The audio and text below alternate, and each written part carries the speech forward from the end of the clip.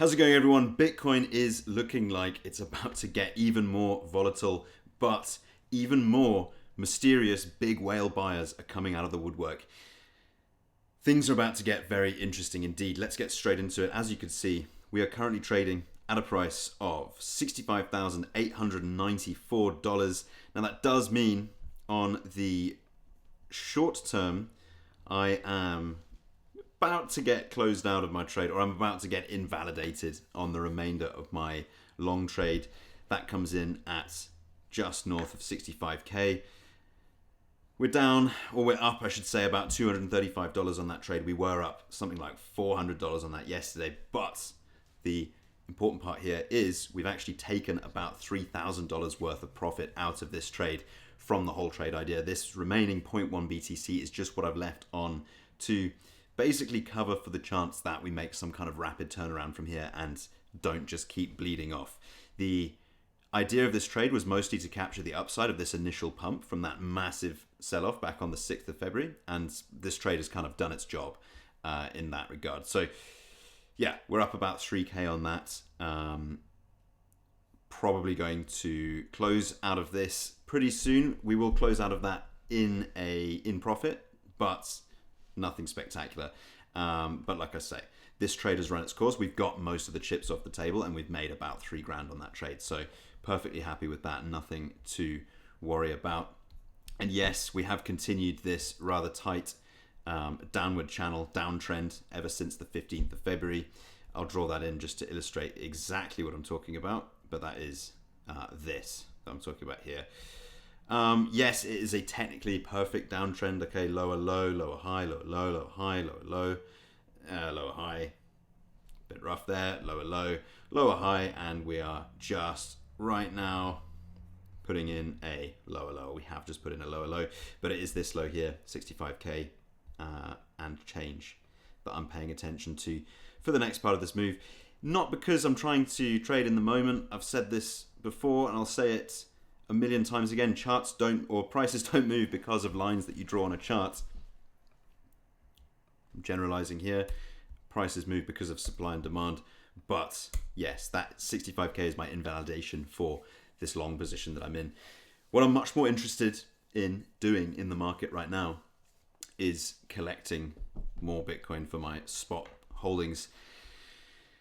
Usually over time, you are going to win in this market if you're buying when the rest of the market is upset, when the rest of the market is in extreme fear. Okay, 11 today on the Fear and Greed Index. We know that big whales like buying. We know that accumulator addresses have ramped up buying since we've been selling off. February the 6th, 66.94 thousand BTC inflowed into accumulator addresses.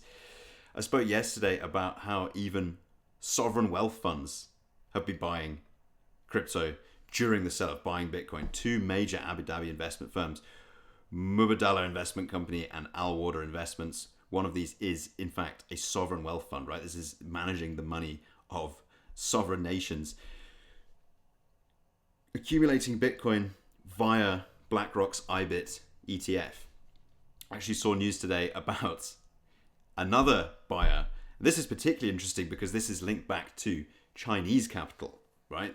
Hidden in plain sight, $436 million BlackRock IBIT stake tied to Chinese capital. Why is this interesting? It's interesting because, okay, we recently had regulatory filings coming out from the ETFs.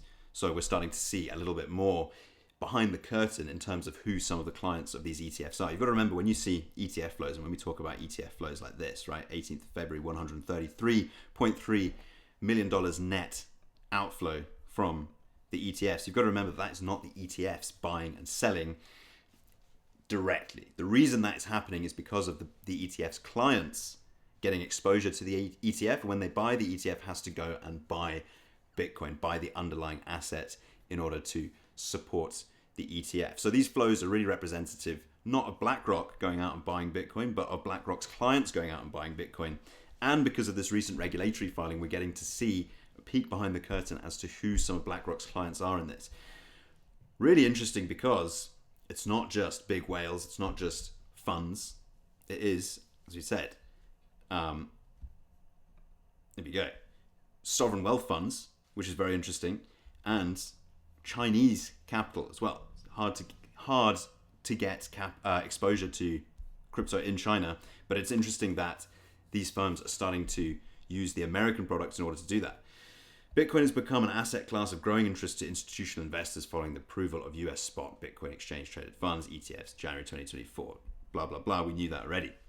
Since then, net asset value among US institutional spot investors has grown sharply, totaling over 682,830 BTC, valued at $54.5 billion.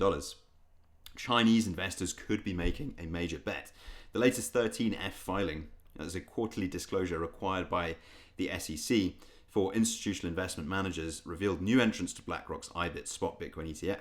Among the holders is L'Aurore Limited, reportedly controlling the equivalent of $436 million in Bitcoin, despite having no digital footprint. A Bitwise investor linked this entity to Chinese investors in Hong Kong through the filer's name, Zhang Hui.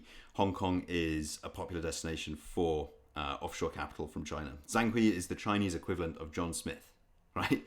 It is what I like to call a non-anonymous name, hidden in plain sight, buried under millions of records to make it untraceable, Park explains. This could be an early sign of institutional Chinese capital entering Bitcoin, and they're doing so via the ETFs. Very, very interesting that is happening full stop, but particularly interesting because they're doing it via the ETFs. Pay attention to the ETF flows, it makes sense. I think there is a layer deeper here that we need to be aware of, because it is obvious that these sort of surface level flows that you see tend to behave a lot like retail. Okay, I've spoken a lot about the leverage market. Always do, big part of my thesis. But often we do see the ETF flows, these surface level flows, behaving sort of like retail does in the leverage market, i.e. buying into green days and selling into red days. But this is interesting because from this 13F filing, we're starting to see a layer deeper. What's also interesting about this, and what I think is important about this to pay attention to, is it is once again just evidence that whales have been buying into the decline. Big money moves slower, and big money moves on a much broader timescale, okay? Buying into the dip long term, dollar cost averaging essentially, into a declining market. But apparently the pattern of this is, as we've said, ramping up recently while we've been selling off hard. Very, very interesting, and that is essentially what I'm trying to replicate with my long-term strategy. Trying to buy into the fear, trying to buy into the extreme fear that the rest of the market is feeling, trying not to be a retail sheep selling because Bitcoin's dead, because we're back at 70k, all of that. Historically, if you're buying into these times, you're acting like the big money, like the smart money, like the money that always wins long term. One thing to be aware of going into this weekend, okay, we're on Thursday at the time of recording, we do have instability geopolitically, right? US military ready for possible Iran strikes. Excuse that ad. We've got a foot bigger than Trump's face on the right-hand side of my screen. Anyway, US military ready for possible Iran strikes, but Trump yet to make decision, reports say. Moves could come this weekend as the White House urges Iran to make a deal with Trump on their nuclear program. I think the things to pay attention to here is, if history repeats itself, or at least rhymes, with regard to Trump and geopolitical issues, we'll probably see clarity on that once traditional markets are closed, i.e. into the weekend. So do expect volatility going into the weekend. But what does that mean in practical terms?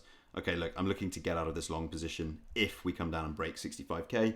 I don't have a stop order placed on there, but that is my invalidation for that, so I will look to get out of it. I am looking to buy more and more spot into this period.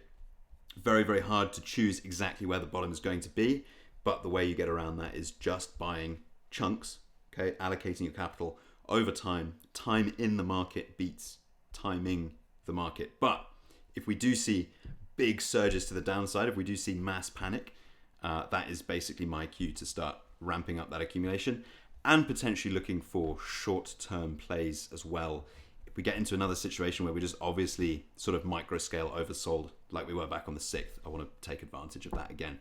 But the main focus is allocating spot Bitcoin holdings for my bags, for my long-term bags that I haven't even really considered when I would be likely to sell those, but no time soon. Unless something ridiculous happens. But there we go. As always, just my opinion, just what I'm doing, just what I'm looking at. Nothing I say should be considered financial advice. I do appreciate you watching so much. Plenty more to come. Catch you in the next one. Bye.